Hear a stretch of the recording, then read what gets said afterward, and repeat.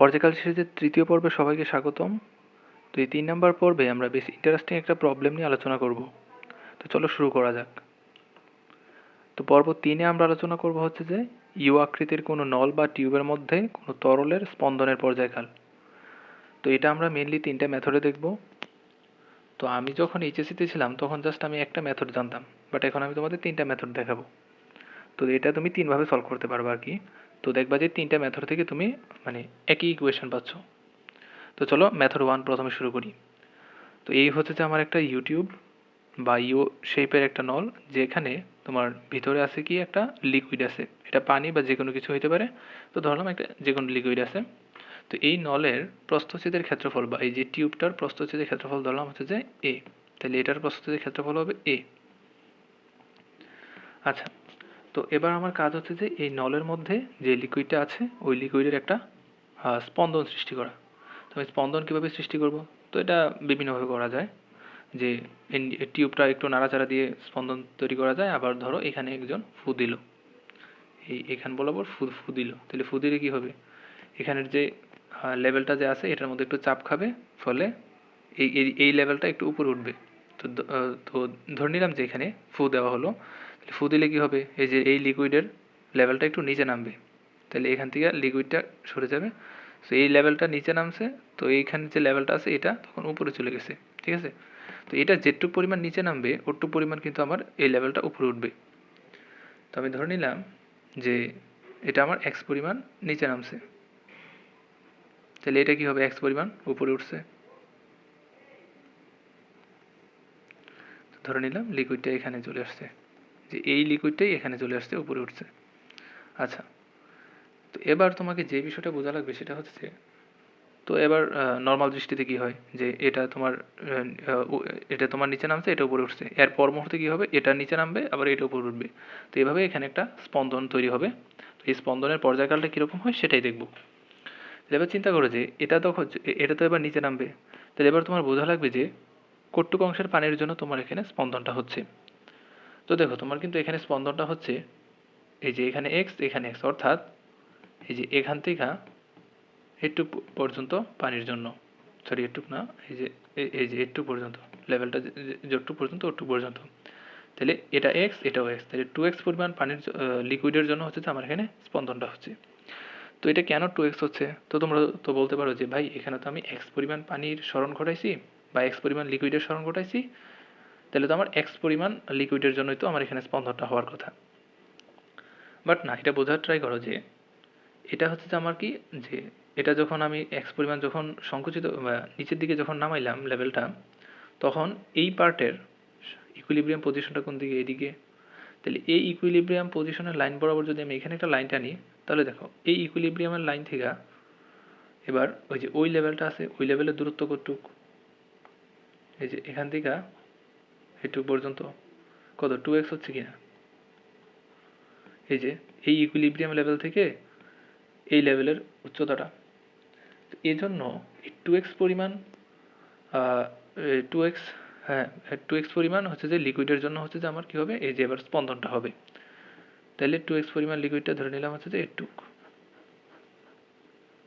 আচ্ছা, তো এটার জন্য যেহেতু এবার স্পন্দন হবে, তাহলে এখানে যেহেতু একটা নির্দিষ্ট পরিমাণ লিকুইড আছে, তো নির্দিষ্ট পরিমাণ লিকুইডের একটা ভর থাকবে। তো ধরলাম এটার যেহেতু ভর আছে তাহলে তার ওজনও আছে, তো ধরলাম ওজনের ডিরেকশনটা হচ্ছে যে নিচের দিকে। তো ওজনের ডিরেকশনটা সবসময় নিচের দিকে। আচ্ছা, তো এবার কী হবে? দেখো যে এই পাশটা যেহেতু উপরে উঠছে, এর পর মুহূর্তে কী হবে? এই পাশটা নিচে নামবে এবং এই পাশটা উপরে উঠবে। তো এইটুক পানি যখন নিচে নামবে বা এইটুক লিকুইড যখন নিচে নামবে, তখন এখানে যে স্পন্দনটা হবে সেই স্পন্দনে রিস্টোরিং ফোর্সের যোগান দেবে কি? একটু চিন্তা করো তো। এটা এটা নিচের দিকে নামবে মানে কি? যে এটা রিস্টোরিং ফোর্সের ডিরেকশনটা হচ্ছে যে নিচের দিকে, আর এখানে আমার নিচের দিকে কাজ করতেছে কি? এটা এই লিকুইডের ওজনটা। এখান থেকে কিন্তু আমি খুব ইজিলি বুঝতে পারতেছি যে এখানে যে স্পন্দনটা তৈরি হবে ওই স্পন্দনের যে রিস্টোরিং ফোর্স, ওই রিস্টোরিং ফোর্সের যোগানটা দিচ্ছে হচ্ছে যে আমার এই 2x অংশের লিকুইডের ওজনটা। ঠিক আছে, তো চলো আমরা লিখি যে restoring force F is equal two হচ্ছে যে 2x অংশের যেই পানিটা আছে বা লিকুইডটা আছে ওই লিকুইডের ওজন, অর্থাৎ W ইকুয়াল হচ্ছে যে mg। তো m ধরলাম হচ্ছে যে আমি এটা m ইন্টু জি। ওকে, তারপর এবার চিন্তা করো যে এফ ইকুয়াল এমকে আমরা কি লিখতে পারি যে ঘনত্ব ইন্টু আয়তন, ভি রো জি। তো এবার ভি সমান আবার কি লেখা যায় যে প্রস্থচ্ছেদের ক্ষেত্রফল ইন্টু হচ্ছে যে দৈর্ঘ্য। এবার দৈর্ঘ্যটা চিন্তা করো তো, দৈর্ঘ্যটা কত আমার এখানে 2x কিনা, তো আমি এখানে বসাই 2x, আর রো জি ঠিক থাকলো। তাহলে আমি এখান থেকে লিখতে পারতেছি কি যে F is equal to 2a rho G into হচ্ছে এক্স। এবার একটু চিন্তা করো যে আমার রিস্টোরিং ফোর্সের ডিরেকশনটা কোন দিকে, নিচের দিকে, এই যে এফ। আর আমার প্রথমে সরানোর ডিরেকশনটা কোন দিকে ছিল, যে এখান দিয়ে আমার নিচে নামছে, এইখান দিয়ে আমার উপরে উঠছে, তাহলে আমার এইখানের সরানোর ডিরেকশনটা কিন্তু উপরের দিকে। তাহলে বল আর সরণ যেহেতু পরস্পর বিপরীত দিকে, তাহলে আমি এখানে একটা মাইনাস দিব, ঠিক আছে। তাহলে এবার তুমি সিম্পল হারমোনিক মোশনের ইকুয়েশনটার সাথে মিলাও। That means F equal minus K x. তো এটার সাথে যদি আমি মিলাই, তাহলে আমি কে সমান কত পাচ্ছি এই দুইটা থেকে, যে কে মানে কি বল ধ্রুবক। তো কে সমান কত পাচ্ছি আমি খেয়াল করো তো, যে 2a রো জি পাচ্ছি কিনা, কে সমান কিন্তু আমি এটা পাইতেছি। আচ্ছা, তো এবার চলো যে পর্যায়কালের সমীকরণটা দেখা যায় কি হয়, যে T is equal to 2 pi root over M by K, root over M divided হচ্ছে যে কে। আমি এখানে মানটা বসাই যে T is equal to 2 pi root over. এবার চিন্তা করো তো এম কী হবে, এখানে এম কিন্তু হচ্ছে তোমার টোটাল যে লিকুইডটা আছে ওই লিকুইডের ভর। তো টোটাল লিকুইডের ভর কী হবে, যে ভি রো বা হচ্ছে যে এ প্রস্থচ্ছেদের ক্ষেত্রফল ইন্টু হচ্ছে যে দৈর্ঘ্য। তো দৈর্ঘ্য কত, টোটাল লিকুইডের দৈর্ঘ্য কত আমার এল কিনা, যে টোটাল লিকুইডের দৈর্ঘ্য হচ্ছে যে আমার এল, আর এখানে থাকলো যে রো, আর নিচে কে এর মান কত, কে এর মান হচ্ছে আমার 2a রো জি।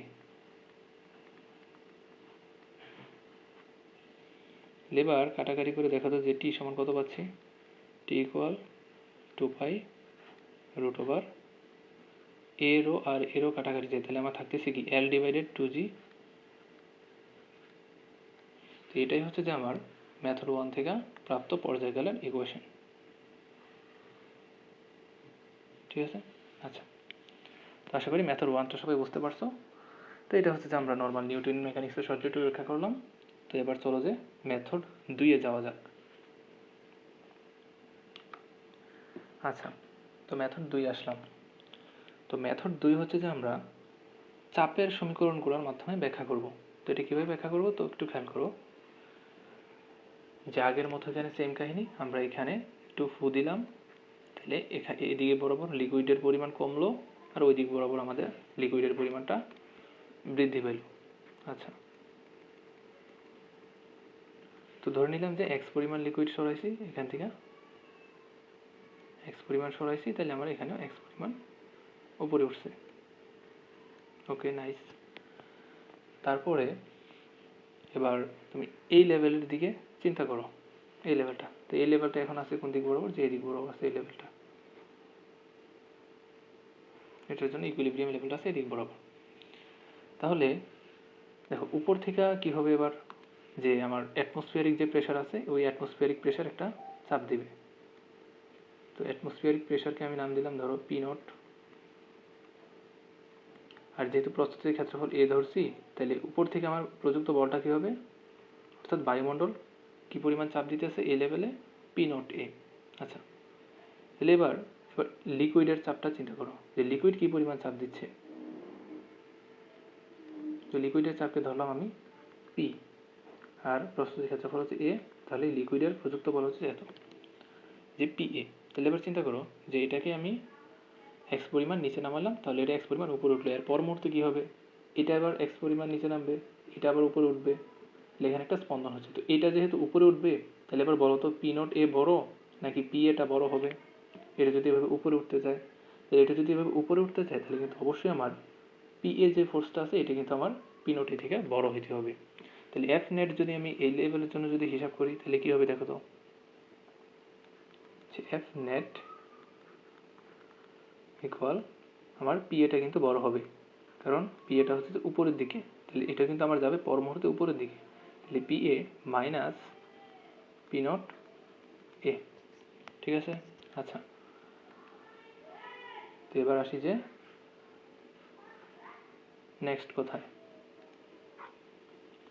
এরপর খেয়াল করো যে এই লেভেল বরাবর, অর্থাৎ এই লেভেলে যদি চিন্তা করি, এই লেভেলের চাপকে যদি আমি ধরি পি, আচ্ছা এটা আমি কেমনি পি ধরছি একটু চিন্তা করো। এখানেও তো আমার পি, আবার এখানেও পি হয় কেমনি?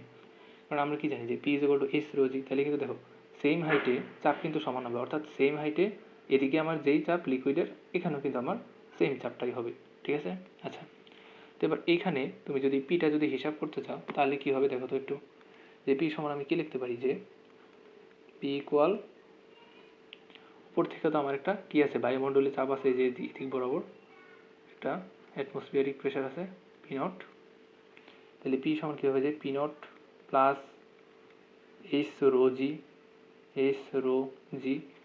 তো এখানে এইচটা কত চিন্তা করো তো, এটা এক্স, এটা এক্স, তাহলে এইচ কত হচ্ছে আমার, এই যে এটা কি ছিল আমার এইচ, আর এইচ সমান কত 2x।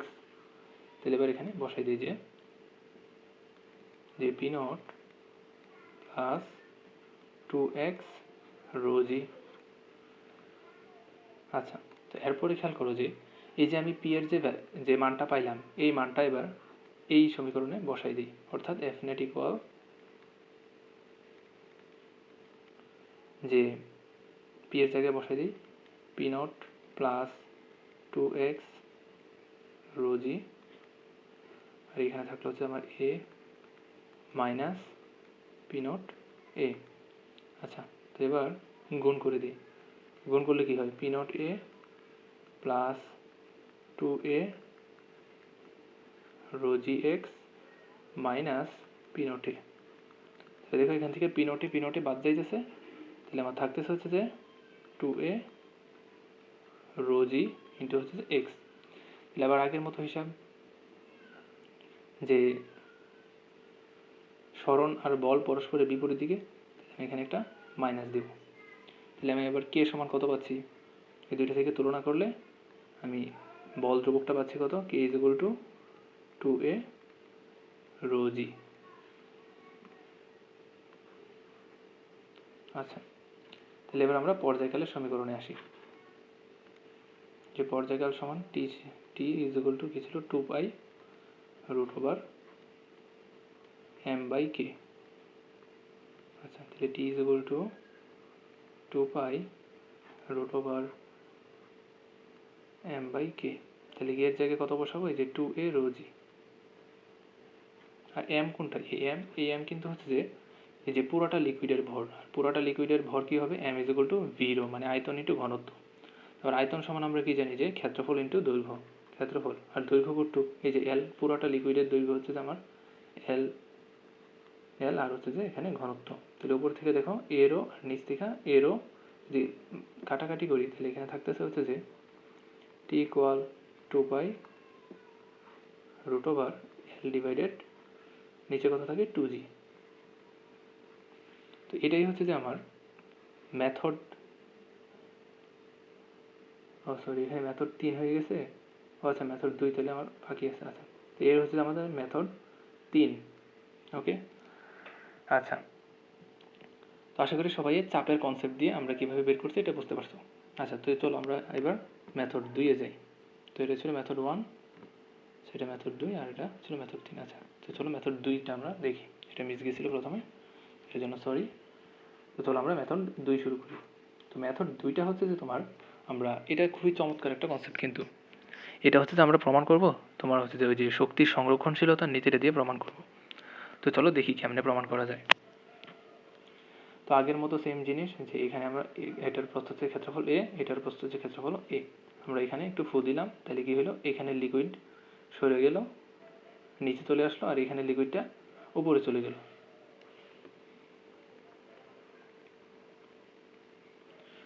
তো ধরলাম এক্স পরিমাণ সরছে এখান থেকে, তো এটাকে ধরলাম যে এক্স, আর এটাকে ধরলাম সে এক্স পরিমাণ উপরে উঠছে। ওকে, এবার শক্তির সংরক্ষণশীলতার নীতির মাধ্যমে কেমন প্রমাণ করব সেটাই খেয়াল করো। তো দেখো এখান থেকে এখান থেকে যে আমি যে ফু দিলাম, তাহলে কিন্তু পুরাটা পানির মধ্যে কিন্তু আমার একটা স্পন্দন হয়েছে, অর্থাৎ এই পানির লেভেলটা নিচে নিচে নেমে এখানে চলে আসছে, আর এখানের যে পানির লেভেলটা এটা এই ধাক্কায় উপরে চলে গেছে। তাহলে এখানে যেহেতু আমার স্মরণ হয়েছে, তার মানে অবশ্যই বেগ আছে, আর বেগ যেহেতু আছে তাহলে আমার গতিশক্তি অবশ্যই আছে। তাহলে চলো আমরা গতিশক্তির ইকুয়েশনটা লিখি, যে kinetic energy is equal to কি হবে, half M V square, half M V square. Okay, তাহলে কটুক পানির মধ্যে স্পন্দনটা হয়েছে, পুরোটা পানি বা লিকুইডের মধ্যে তো স্পন্দনটা হয়েছে, তাহলে ভর হবে কি, পুরোটা পানির ভর, অর্থাৎ এ ইন্টু এল, মানে এই যে ভি রো, এটা কি, যে প্রস্থচ্ছেদ ক্ষেত্রফল ইন্টু দৈর্ঘ্য হচ্ছে আমার আয়তন, তাহলে আয়তন ইন্টু ঘনত্ব, তো এই ভরের জায়গায় বসালাম এটা, আর থাকলো এখানে আমার ভি স্কোয়ারটা। তো এই হচ্ছে আমার গতিশক্তির ফর্মুলাটা আমরা পাইলাম এখান থেকে, যে হচ্ছে আমার কি গতিশক্তির ফর্মুলাটা। ওকে, তো এবার আসি যে স্থিতিশক্তির ফর্মুলাতে, দ্যাট মিনস ইপি। ইপির ফর্মুলাটা কী হবে একটু নিজেরা চিন্তা করো তো, যে ইপির ফর্মুলা কী হবে। তো দেখো আমার পানি বা লিকুইড সোর্সে কতটুক, এই যে একটু পরিমাণ না, এক্স পরিমাণ, এটুক সোর্সে আর এখানে একটু উপরে উঠছে, তাহলে তুমি যেটুক পরিমাণ সোর্সে ওটুকের ভর নিবা, তাহলে এটাকে আমরা নাম দিলাম ধরো M prime M G H, এটাই তো জানি যে আমরা বিভব শক্তির সমীকরণে। তাহলে এম প্রাইমটা কী হবে, এই যে যেটুক সোর্সে পানি, তো একটু পানির ভর কী হবে, যে ভি রো জিএইচ। তো ভি মানে কি আবার, আর প্রস্থচ্ছেদের ক্ষেত্রফল ইন্টু হচ্ছে দৈর্ঘ্য, তো একটু পানির দৈর্ঘ্য কত, এক্স, আমরা বসাইলাম এক্স, আর হচ্ছে যে এখানে থাকে রো জি এইচ। তো এবার এইচ নিয়ে চিন্তা করো, যে এইচ এর কনসেপ্টটা বোঝা একটু জরুরি, যে এইচটা কী হবে এখানে। তো দেখো এখানে, তো একটু পরিমাণ লিকুইডের ভারকেন্দ্রটা কই ছিল এখানে, তো ভারকেন্দ্র থেকে একটু দূরত্ব কত, পুরোটা যদি এক্স হয় একটু দূরত্ব কত হবে বলো তো, এক্স বাই টু কিনা, এটা এক্স বাই টু। আর যেটুক পরিমাণ এখানে উঠছে এটার ভারকেন্দ্র কই, এদিকে, তো পুরোটা যদি এক্স হয় তাহলে একটু কত, এক্স বাই টু। তো এবার চিন্তা করে যে এটার ভারকেন্দ্রের লেভেল হচ্ছে যে এখানে, আর এটার ভারকেন্দ্রের লেভেল হচ্ছে যে এখানে, তাহলে এই পুরোটা ডিস্টেন্স কত আমার, পুরোটা ডিস্টেন্স এটুক হচ্ছে এক্স বাই টু, এটুক হচ্ছে এক্স বাই টু, তাহলে পুরোটা কত আমার, এক্স কিনা পুরোটা, একটু চিন্তা করো তো। যে বিভব শক্তির সমীকরণে আমরা যে দূরত্বটা যে বসাইতাম ওইটা কি ছিল মেনলি কি, যে ভারকেন্দ্রের স্মরণের পরিবর্তন, তাহলে ভারকেন্দ্রের একটু কত, এক্স বাই টু, আর এটাও কত, এক্স বাই টু, তাহলে টোটালটা হচ্ছে কত আমার, এই যে এক্স। ঠিক আছে, আচ্ছা, তাহলে এবার আমি এই যে এইচ এর জায়গায় কত বসাবো, X by two plus X by two. Okay, তাহলে আমি পাচ্ছি কি,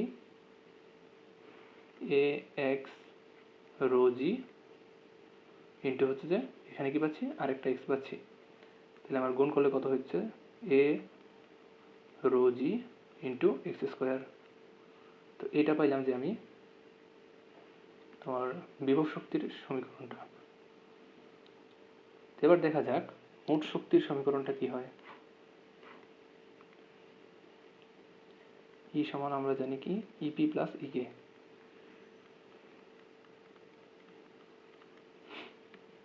আচ্ছা, তো ইপি পাইলাম কত, যে a row G x square, আর গতিশক্তির ফর্মুলাতে কি পেলাম, যে হাফ এ এল রো ভি স্কোয়ার। ওকে, এবার আসো যে মেইন কনসেপ্টে। তো আমরা কিন্তু জানি যে কোনো একটা সিস্টেমের যে মোট শক্তির পরিমাণ সবসময় কি থাকে, ধ্রুবক থাকে বা কনস্ট্যান্ট থাকে, এটা ছিল কি আমাদের শক্তির সংরক্ষণশীলতার নীতি। তাহলে কোনো একটা সিস্টেমের মোট শক্তি যেহেতু সংরক্ষিত থাকে বা কনস্ট্যান্ট থাকে, তো ওই শক্তির সমীকরণটাকে যদি আমরা সময় সাপেক্ষে ডিফারেন্সিয়েশন করি তাহলে কত হবে বলো তো। যে শক্তি সংরক্ষিত আছে মানে শক্তির পরিমাণটা আমার সবসময় কনস্ট্যান্ট থাকতেছে, সময় বাড়ুক বা কমুক আমার শক্তির পরিমাণ সেম থাকতেছে, তাহলে কোনো ধ্রুবকের ডিফারেন্সিয়েশন কি হয়, জিরো হয়। তো আমরা ওই কনসেপ্টটা এখানে কাজে লাগাবো। তাহলে আমরা এই যে শক্তির ইকুয়েশনটা, এটাকে আমরা সময় সাপেক্ষে ডিফারেন্সিয়েশন করে দিই, আর ডিফারেন্সিয়েশন রেজাল্টটা কি আসবে, জিরো আসবে, কারণ সময়ের সাথে সাথে কিন্তু আমার এই কনস্ট্যান্ট কিন্তু চেঞ্জ হবে না, এই জন্য ডিফারেন্সিয়েশনের আনসারটা আসবে জিরো। তো সেটাই আমরা লিখতেছি, যে খেয়াল করো যে এখানে এই যে শক্তির যে টোটাল মোট শক্তির যে আমরা ফর্মুলাটা পাইলাম, এই যে মোট শক্তির ফর্মুলা কি পেলাম, এই যে এটা পেলাম। তো এটাকে যদি আমরা এবার ডিফারেন্সিয়েশন করি তাহলে কী হবে দেখো, যে এইটাকে যদি আমরা ডিফারেন্সিয়েশন করি যে dE/dt এটা কত আসবে, 0 আসবে। কেন 0 আসছে, কারণ এই যে শক্তি সবসময় কনস্ট্যান্ট থাকে একটা সিস্টেমের মোট শক্তি। তো এটাকে যদি ডিটির সাপেক্ষে ডিফারেন্সিয়েশন করি তাহলে দেখো কি হয়। এই যে প্রথম পার্টটা নিয়ে কথা বলি, দেখো এ রো জি এটা কিন্তু আমার সামনে চলে আসবে, এ রো জি সামনে চলে আসবে। আর এক্স স্কোয়ারকে যদি আমি ডিটি এর সাপেক্ষে ডিফারেন্সিয়েশন করি তাহলে কী হবে বলো তো, এখানে হবে 2x ইন্টু dx/dt, ওই যে চেইন রুলের সাহায্যে আমরা এটা করলাম। প্লাস এবার আসি এই পার্টের মধ্যে, এই পার্টের মধ্যে আমার হাফ এ এল রো অর্থাৎ ধ্রুবকগুলোর সামনে চলে নিয়ে আসলাম। আর এখানে ভি স্কোয়ার থাকে, তো ভি স্কোয়ারকে ডিটির সাপেক্ষে ডিফারেন্সিয়েশন করলে কী হবে, 2v হবে। আর এখানে কী হবে, dv/dt, চেইন রুলের মাধ্যমে এটা আমরা ডিফারেন্সিয়েশন করলাম, ইকুয়াল আসবে কত, 0 আসবে। ওকে, এর পরের লাইনে চিন্তা করো যে এ রো জি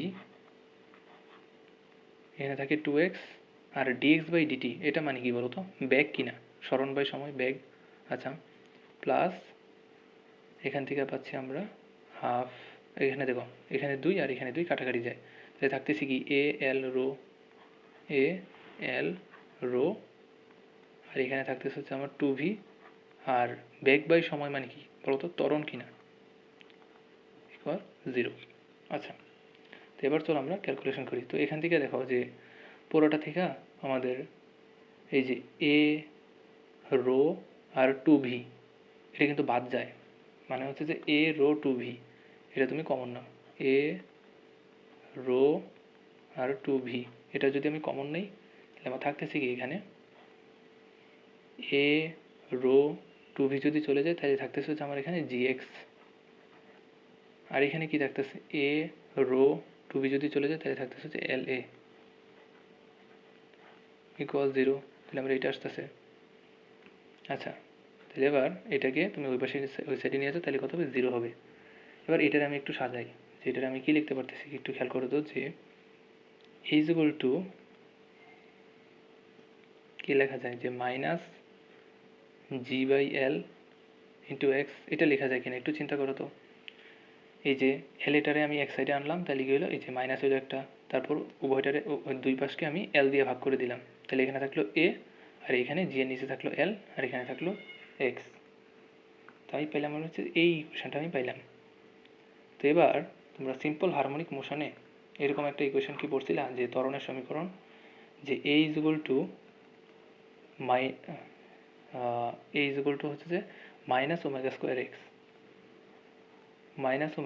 এক্স। তো এই সমীকরণটা তোমরা পড়ছিলে কিনা, যে এটা সিম্পল হারমোনিক মোশনে A is equal to minus omega square X, হ্যাঁ এটা কিন্তু ছিল যে ত্বরণের সমীকরণে এটা ছিল।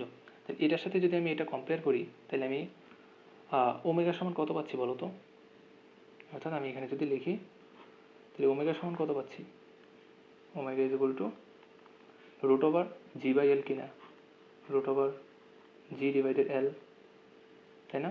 আর ওমেগা সমান কি আমার 2π/t কিনা, 2π পর্যায়কাল, রাইট। আচ্ছা, এবার তাহলে টি সমান আমি কত পাচ্ছি,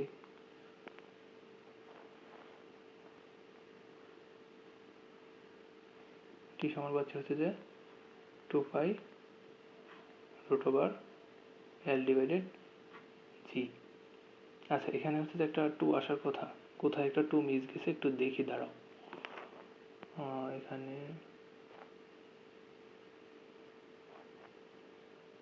হ্যাঁ এই যে একটু মিস্টেক হয়েছে, তার জন্য সরি। তাহলে দেখো এখানে হচ্ছে আমি একটু ভুল করছি, এখানে 2 যদি কাটাকাটি দেই তাহলে কিন্তু এখানে আর 2 থাকতেছে না, অর্থাৎ এখানে আমার কিন্তু 2 থাকবে না, এটা আমার ভি হবে। তাহলে 2 যদি না থাকে তাহলে কিন্তু আমি এখানে কিন্তু 2টা কমন নিতে পারতেছি না। তো 2 যদি কমন নিতে না পারি তাহলে কি আমার এই যে gx এর সামনে কিন্তু একটা তাহলে 2 থেকে যাবে, দ্যাট মিনস আমার এখানে একটা gx, এখানে একটা 2 থাকবে। তো 2 যদি থাকে তখন কি হবে, তাহলে এখানে হবে আমার 2g আসবে। ওকে, এখানে যদি 2g আসে তাহলে এখানে কি হবে, আমার একটা 2 আসবে। তো 2 আসলে তাহলে আমার এই সমীকরণে কী হবে, একটা 2 আসবে। একটু ভুল হয়েছিল ভাই, সরি। তাহলে আমি টি সমান কত পাচ্ছি বলো তো, যে 2 পাই √L ডিভাইডেড 2g, এটা পাচ্ছি। তো এইটাই হচ্ছে যে আমার যে ফাইনাল ইকুয়েশনটা। এই দেখো, এই প্রসেসটা কিন্তু অনেক চমৎকার একটা প্রসেস, যে আমরা শক্তি সংরক্ষণশীলতা নীতির মাধ্যমে কীভাবে এটা প্রমাণ করলাম। ঠিক আছে, তো এই হচ্ছে যে আমাদের মেথড 2। তো আশা করি সবাই বুঝতে পারছো যে শক্তি সংরক্ষণশীলতার নীতিকে ব্যবহার করে আমরা কীভাবে এটা প্রমাণ করলাম। ঠিক আছে, তো এটার মেইন কনসেপ্টটা হচ্ছে যে শক্তি যেহেতু, মোট শক্তির পরিমাণ যেহেতু সবসময় নির্দিষ্ট থাকে, তো সেটাকে যদি আমরা সময় সাপেক্ষে অন্তরীকরণ করি তাহলে সেটা রেজাল্ট আসবে 0। তো ওইটা থেকে আমরা প্রমাণ করলাম। তো এই গেল যে আমাদের পর্যায়কাশীতে 3 নাম্বার পর্ব। আমরা 3টা মেথডে দেখলাম, এটা হচ্ছে মেথড 3, এটা মেথড 2, আর এটা হচ্ছে মেথড 1। তো এর মাধ্যমে শেষ হচ্ছে যে আমাদের পর্যায়কাল সিরিজের পর্ব 3।